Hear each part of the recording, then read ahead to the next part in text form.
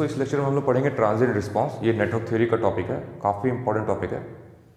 तो इसमें क्या है कि ट्रांजिएंट रिस्पांस समझने के लिए हमें आर और इंडक्टर और कैपेसिटर, मतलब रेजिस्टेंस, इंडक्टर और कैपेसिटर का बिहेवियर जानना होगा। अगर इसका बिहेवियर हम लोग जान गए तो ये ट्रांजिएंट रिस्पांस के क्वेश्चन जो है चुटकी में लग जाते हैं। ठीक, तो इस लेक्चर में सिर्फ मैं आरएल सर्किट डिस्कस करूंगा। ओके, आरसी सर्किट के लिए मैं दूसरा वीडियो बनाऊंगा नेक्स्ट वीडियो में, ठीक ना। और मैं गारंटी देता हूं आपको कि अगर इस लेक्चर को आपने पूरा देख लिया, ठीक, तो आपसे आरएल के कोई क्वेश्चन एग्जाम में नहीं छूटेंगे, ये मैं गारंटी देता हूं आपको। ठीक, बहुत ही इंटरेस्टिंग बिग टॉपिक है ये। चलिए स्टार्ट करते हैं। सबसे पहले रेजिस्टिव सर्किट को देखते हैं, ठीक, उसको समझते हैं। मान लीजिए ±20 वोल्ट का सोर्स है और ये 5 ओम का रेजिस्टेंस है। ठीक, अभी मैं सिर्फ रेजिस्टेंस की कैरेक्टरिस्टिक को बता रहा हूं। ओके, तो मान लीजिए यहां स्विच लगा हुआ है, ठीक ना। अब at time t is equal to 0, time t is equal to 0 पे मैंने स्विच को क्लोज किया। ठीक, तो इसमें करंट कितना फ्लो करेगा? 20/5, 4 एम्पियर करंट। ठीक, तो इससे हमें क्या समझ में आता है कि रेजिस्टिव सर्किट में स्विच क्लोज करने से पहले कितना करंट था? जब स्विच ओपन था करंट कितना था? I 0 था। जो स्विच क्लोज किया तो I कितना हो गया? 4 एम्पियर हो गया। तो इसमें कोई टाइम नहीं लगा, जैसे ही आपने स्विच क्लोज किया तैसे ही करंट कितना होगा? 4 एम्पियर। मतलब इसका मतलब रेजिस्टिव सर्किट जो होता है उसमें ट्रांजिएंट नहीं होता है, प्योरली रेजिस्टिव सर्किट में। ठीक, आप जैसे ही स्विच क्लोज करेंगे तो तुरंत अपने पीक वैल्यू पे करंट पहुंच जाएगा। ठीक ना। तो ये 4 एम्पियर करंट स्विच कितने पे क्लोज हुआ है? टाइम t इक्वल टू 0 पे क्लोज हुआ है।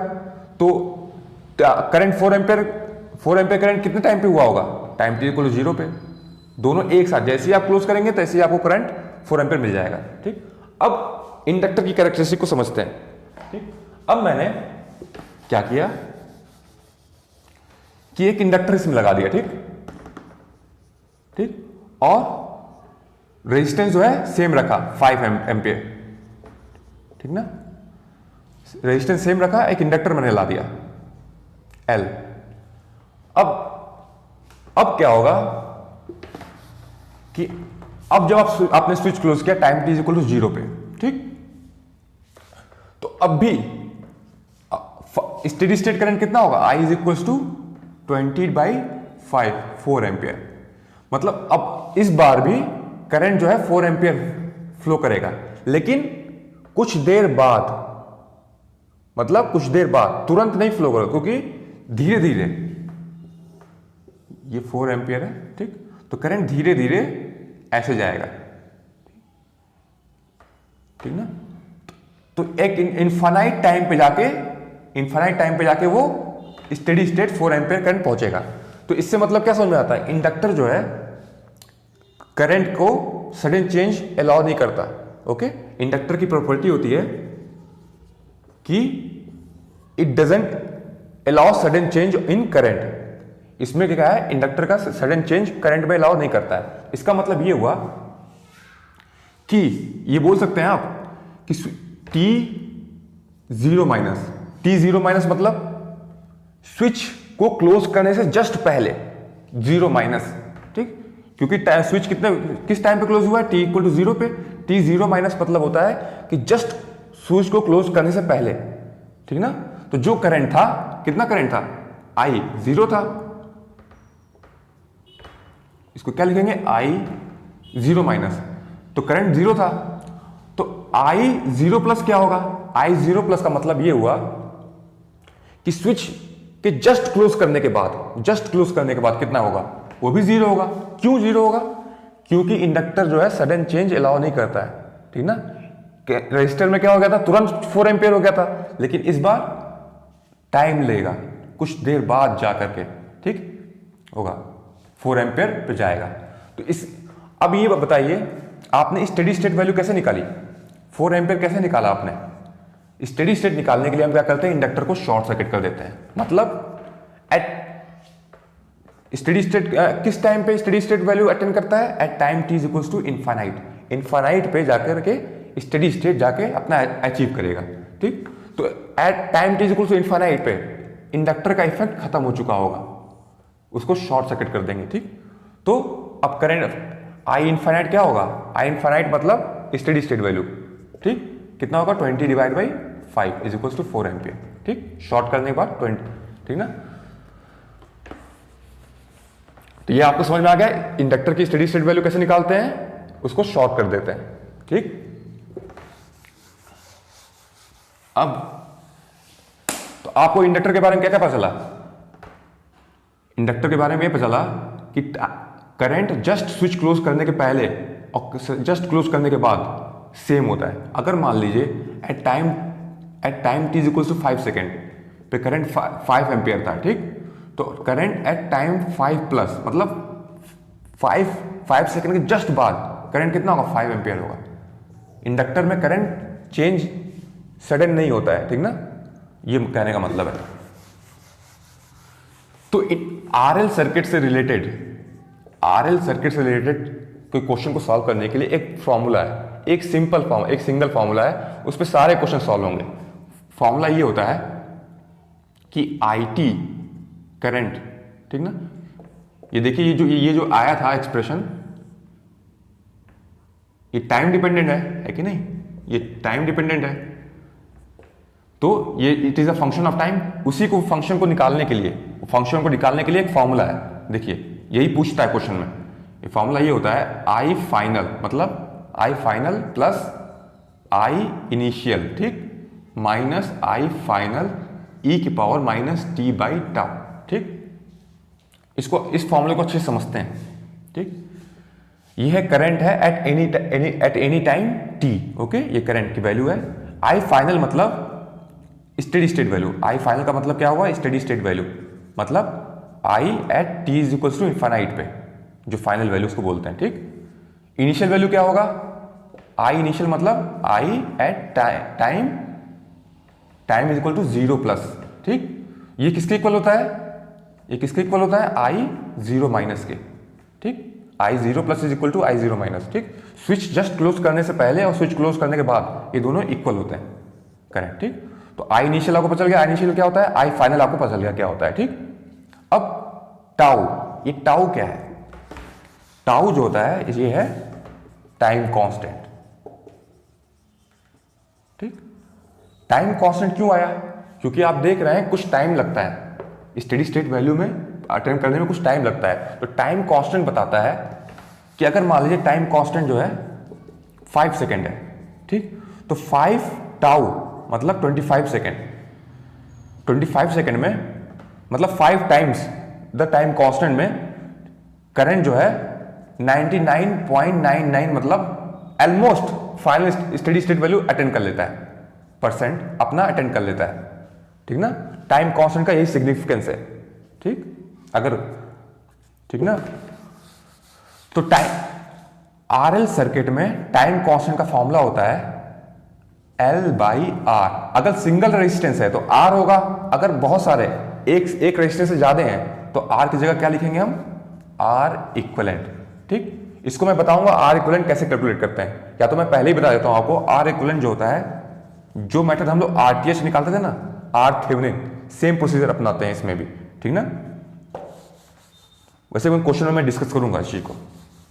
ठीक ना, तो आपको ये फॉर्मूला, एक फॉर्मूला और यूज होता है इंडक्टर का, ये आपको पता होगा कि वोल्टेज अक्रॉस इंडक्टर क्या होता है? L di by D T. ठीक, ये फॉर्मूला, ये तो फॉर्मूला आपको पहले से पता है। और ये दो फॉर्मूले जो है, बस यही फॉर्मूले यूज होंगे आरएल सर्किट से रिलेटेड कोई भी क्वेश्चन को सॉल्व करने के लिए। ठीक ना, तो चलिए अभी हम क्वेश्चन सॉल्व करेंगे। ठीक ना, देखिए क्वेश्चन देखते हैं कि एक क्वेश्चन दिया हुआ है 1.5 एम्पेयर का सोर्स है। ओके, और 10 ओम का रेजिस्टेंस ये है, 10 ओम का रेजिस्टेंस ये है, ये भी 10 ओम का रेजिस्टेंस है, और इसके साथ सीरीज में क्या है? 15 मिली हेनरी का एक इंडक्टर है। ठीक, तो क्वेश्चन ये है कि आपको इस ब्रांच में, जिस ब्रांच में इंडक्टर है उस ब्रांच का करंट निकालना है, इसलिए मैंने IL से डिनोट किया है। ठीक, तो इस करंट का एक्सप्रेशन हमें निकालना है। ठीक, तो स्विच जो है क्लोज हो रही है time t is equal to 0 पे, ठीक ना।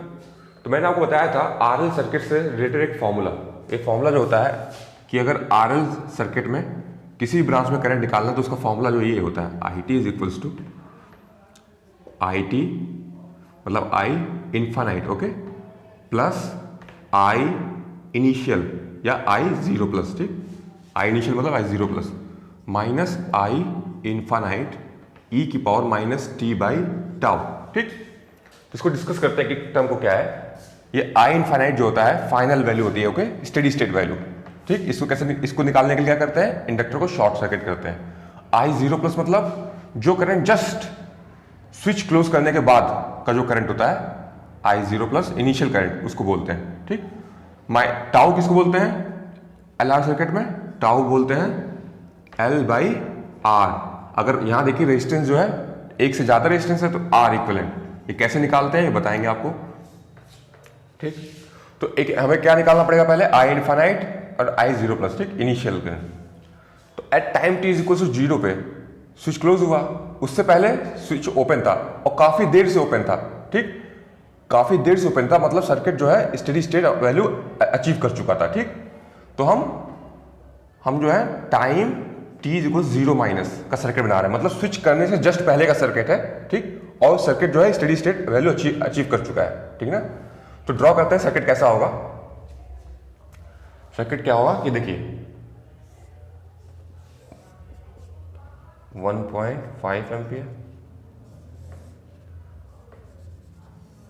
ये 10, अभी टी 0 माइनस है मतलब अभी सर्किट क्लोज हुआ नहीं है तो ये ओपन सर्किट है माना जाएगा, ठीक, ये ओपन है, ठीक, 10।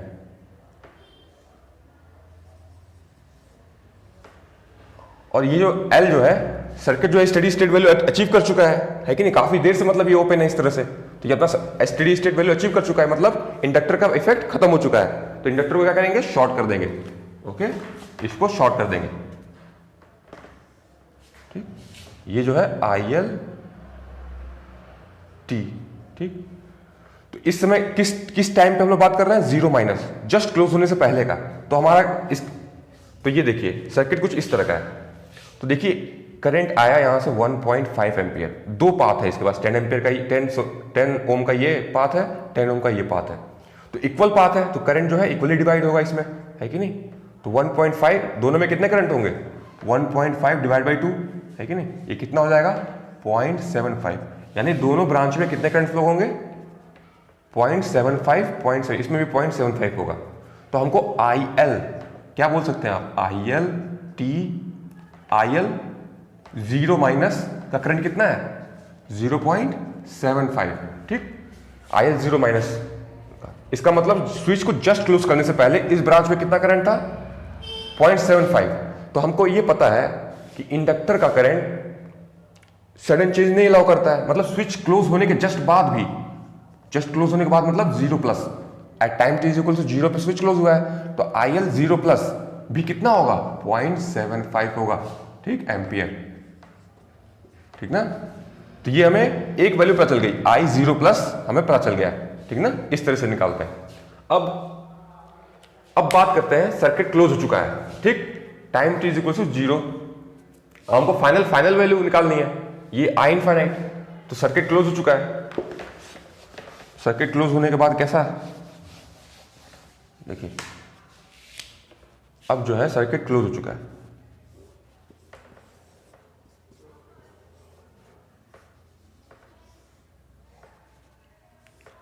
इसको क्लोज कर दीजिए,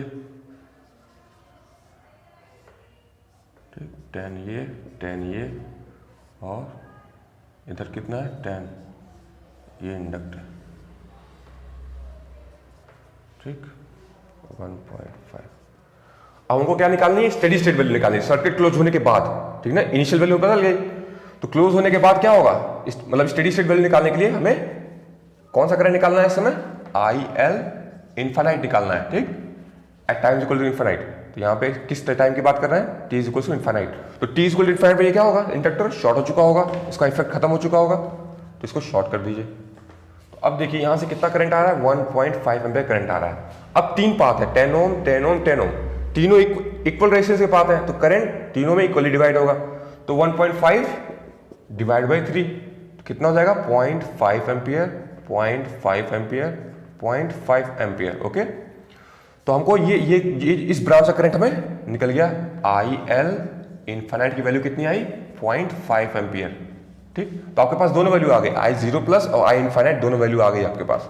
ठीक, अब क्या बाकी है हमारे पास, time constant. Okay, time constant हमें निकालना है, तो उसके लिए हमें एल तो पता है पहले से, आर इक्विवेलेंट हमें बताना है। तो आर इक्विवेलेंट बता दूं आपको, आर इक्विवेलेंट सेम प्रोसीजर होता है निकालने का, जो हम लोग थेवेनिन इक्विवेलेंट सर्किट निकालते हैं ना, आरटीएच, सेम प्रोसीजर होता है। उसमें लोड को हम एक ओपन सर्किट कर देते थे, यहाँ पे इंडक्टर को ओपन सर्किट कर देंगे। अगर आरसी सर्किट होगा तो कैपेसिटर को ओपन सर्किट कर देंगे। ओके, और करंट सोर्स को ओपन कर देंगे, वोल्टेज सोर्स को शॉर्ट कर देंगे। तो यहाँ पे करंट सोर्स है तो करंट सोर्स को ओपन कर देंगे। ठीक, तो चलिए तो सर्किट कैसा होगा, हम लोग अब क्या निकालने वाले हैं, इसको सेपरेट लिख लेते हैं। आई एल जीरो प्लस की वैल्यू कितनी है, 0.75, आई एल इनफाइनाइट 0.5 एम्पियर। ठीक, इसको मिटा देते हैं यहाँ पे। ठीक, चलिए इसको क्या कर देंगे, ओपन कर देंगे, करंट सोर्स ओपन कर देते हैं, ये ओपन 10 ओम, ये सर्किट क्लोज हो चुका है 10 ओम, क्योंकि क्लोज होने के बाद ही ट्रांजिट हो रहा है ना, इसलिए क्लोज सर्किट बनाएंगे। ठीक, 10 ओम। अब इसको आरटीएच में क्या करते थे, लोड को ओपन करते थे, यहां पे इंडक्टर को ओपन करेंगे। ओके, आरसी सर्किट में कैपेसिटर को ओपन करते हैं। ठीक, अब हमको यहां से आर इक्विवेलेंट निकालना है। ठीक, तो आप देख सकते हैं ये दोनों पैरेलल में है। ठीक, और सीरीज में 10 ओम। ठीक, तो आप बोल सकते हैं 10 पैरेलल 10, ये किसके आर इक्विवेलेंट, 10 पैरेलल 10 प्लस 10, तो 10 पैरेलल 10 कितना हो जाएगा, 5 हो जाएगा, 5 प्लस 10 इज इक्वल्स टू 15 ओम। तो आपका आर इक्विवेलेंट भी आ गया। ठीक ना, चलिए अब सिर्फ वैल्यू पुट करनी है इस फॉर्मूले में। ठीक, चलिए पुट करिए, I L T is equal to क्या होगा, I L infinite, I L infinite कितना है, 0.5 पुट करिए, प्लस ब्रैकेट में I L zero plus, I L zero plus की वैल्यू कितनी है, 0.75।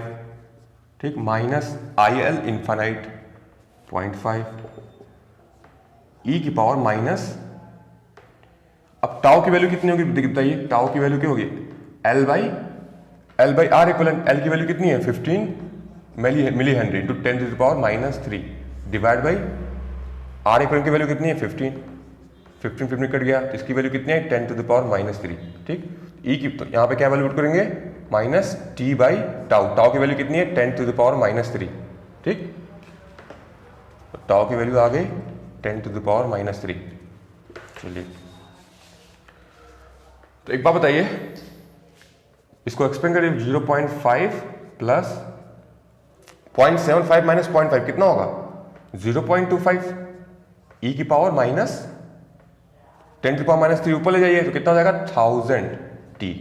ठीक, तो आपका क्या हो गया आई एल टी, मतलब इस ब्रांच का करंट का एक्सप्रेशन आपको बदल गया। तो हमने क्या किया, हमको इस ब्रांच का करंट चाहिए था, तो हमको इनिशियल वैल्यू और फाइनल वैल्यू हमें करंट निकालनी थी, मतलब आई L zero plus I L infinite. ठीक, किसी भी ब्रांच में आपको करंट निकालना है एलआर सर्किट में, तो आपको क्या करना पड़ेगा, इनिशियल और फाइनल वैल्यू करंट निकालना होगा। ओके, और टाइम कांस्टेंट निकालना पड़ेगा, बस 3 प्रोसीजर अपनाना होता है। ठीक ना, आपको पता है स्टेडी स्टेट में क्या करते हैं, इंडक्टर को शॉर्ट कर देते हैं। Okay,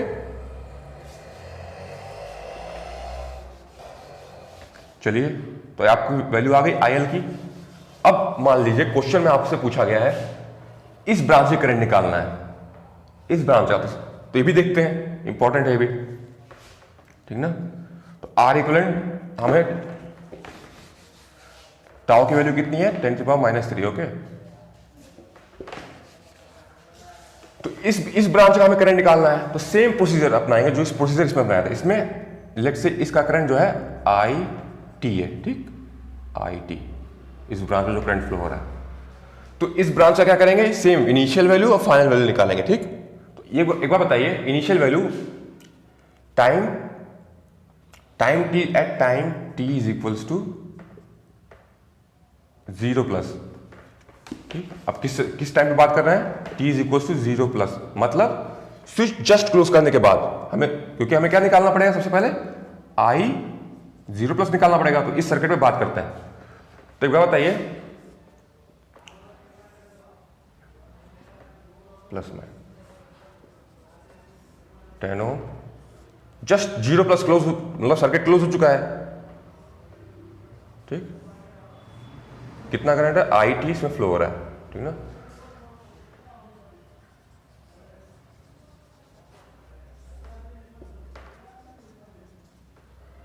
ten. तो एक बात बताइए, मैंने अभी क्या बोला था? IL 0 माइनस कितना था? IL 0 माइनस कितना आया था हमारा? IL 0 माइनस हमारा कितना आया था?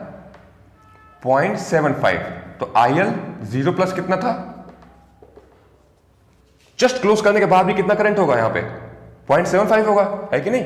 IL 0 प्लस 0.75 होगा। तो यहाँ पे इस करंट असाइन कर दीजिए 0.75, क्योंकि जस्ट क्लोज होने से पहले और जस्ट क्लोज होने के बाद करंट सेम होगा इंडक्टर में, क्योंकि इंडक्टर सडन चेंज अलाउ नहीं करता है। तो ये हमें पता चलेगा इस ब्रांच का करंट 0.75 होगा। ठीक, ये बहुत इंपॉर्टेंट पॉइंट है।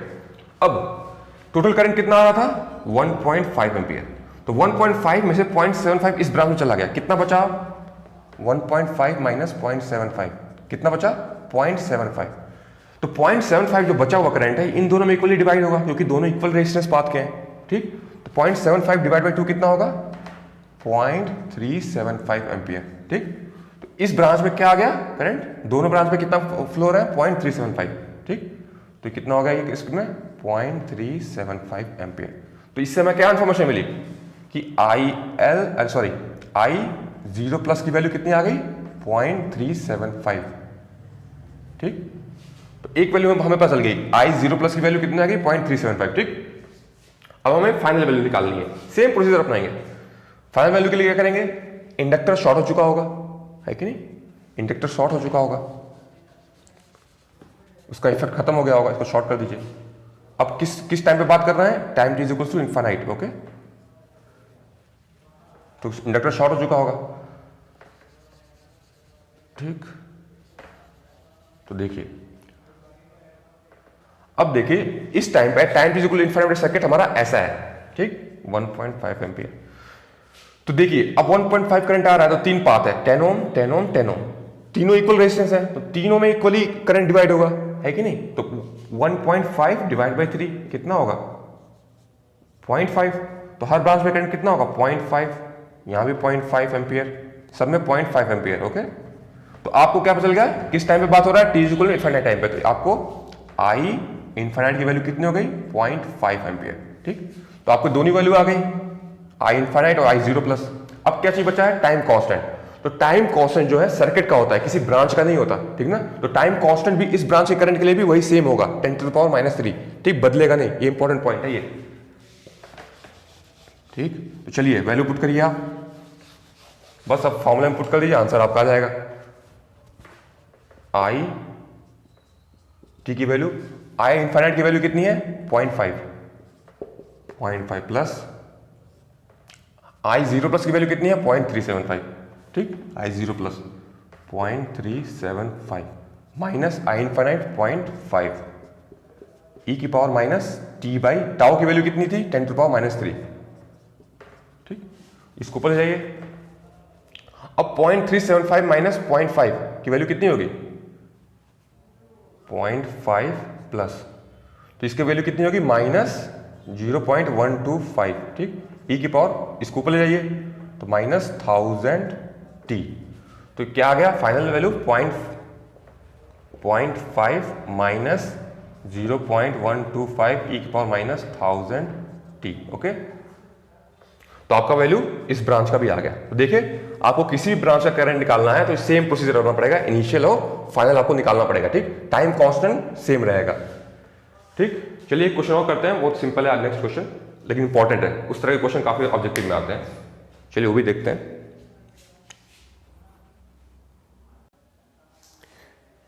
देखिए क्वेश्चन और देखिए ये वाला, ये क्वेश्चन है, एक करंट सोर्स दिया हुआ है IS। ठीक, उसका रेजिस्टेंस जो है RS है पैरेलल में। ठीक, और एक रेजिस्टेंस R है, उसके सीरीज में क्या है, एक इंडक्टर L का है, L उसका इंडक्टेंस है, ठीक। ये उस ब्रांच में करंट फ्लो हो रहा है ILT। तो पूछ रहा है, और स्विच जो क्लोज हो रही है टाइम t इक्वल टू 0 पे, ठीक। तो पूछ रहा है DIL at time t equal to 0 plus divide by dt, मतलब rate of change of current पूछ रहा है at time t equal to 0 plus, मतलब स्विच जस्ट क्लोज होने के बाद, ठीक ना। तो आपको एक हिंट पता चलता है, आपसे पूछ कह रहा है DIL by 0 plus divide dt। तो आपको पता है कि VL क्या होता है, LDI बाई dt, ठीक, DIL बाई dt होता है। तो आपको कहीं ना कहीं आपको एक हिंट मिल रहा है कि हमको इंडक्टर के क्रॉस वोल्टेज निकालना पड़ेगा, तब हम सिर्फ L से डिवाइड कर देंगे तो हमें DI बाई dt निकल जाएगा।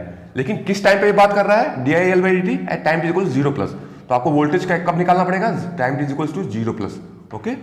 तो LDIL 0 plus divide by dt, ठीक। तो आपको बस L से डिवाइड करना पड़ेगा, ठीक।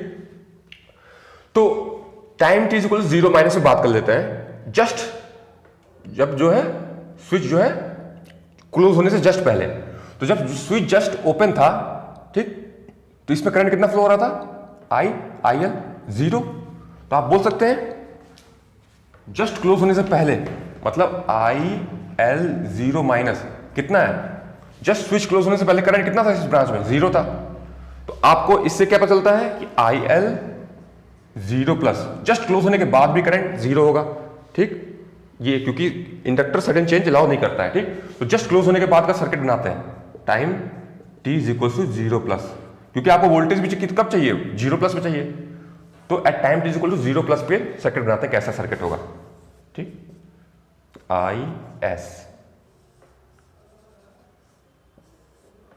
RS, सर्किट क्लोज हो चुका है, जस्ट क्लोज हुआ अभी, ठीक। LIL, ठीक।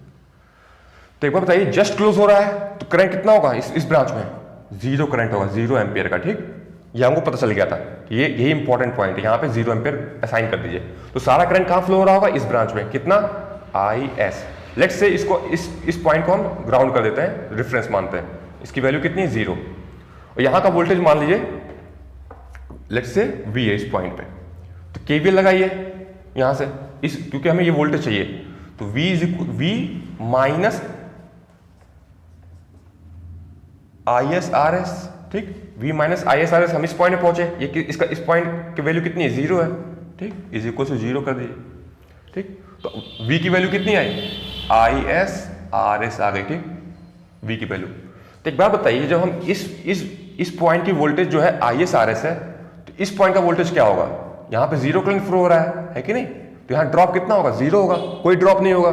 तो सेम जो वोल्टेज यहाँ पे है, सेम वोल्टेज यहाँ पे होगा। तो ये वोल्टेज क्या है, ये वोल्टेज है VL, ठीक, ये वोल्टेज VL है। किस टाइम पे हम बात कर रहे हैं, 0 प्लस, तो ये किसके इक्वल होगा, VL 0 प्लस के इक्वल होगा, है कि नहीं। यहाँ का वोल्टेज सेम होगा, क्योंकि कोई करंट फ्लो नहीं हो रहा है इस टाइम पे। तो आपको वैल्यू आ गई, VL 0 प्लस की वैल्यू क्या है, IS RS, ठीक। अब वैल्यू पुट कर दीजिए, आपका आंसर आ चुका है। देखिए VL 0 प्लस की वैल्यू कितनी है, IS RS, पुट करिए, IS RS is equal to LDIL 0 plus divide by dt, ठीक। इसकी वैल्यू कितनी हो गई, इसको यहाँ पे ले जाइए, तो इसकी वैल्यू क्या हो जाएगी आपकी, IS RS डिवाइड बाई, इसको इधर ले जाइए, L, ठीक। तो ये आपका ये आंसर है, इसकी वैल्यू कितनी आ गई, IS RS बाई L, ठीक। एक क्वेश्चन गेट में पूछा गया था, ओके। तो आंसर आपका ये आ गया, ठीक। तो आपको पता चल गया किस तरह से हैंडल करते हैं, इनिशियल और फाइनल वैल्यू बस निकालनी होती है इंडक्टर के सर्किट में, ठीक। इनिशियल और final value of current, capacitor case में इनिशियल वैल्यू ऑफ वोल्टेज और फाइनल वैल्यू ऑफ वोल्टेज निकालते हैं, सेम, बस प्रोसीजर सेम है। चलिए, थैंक यू।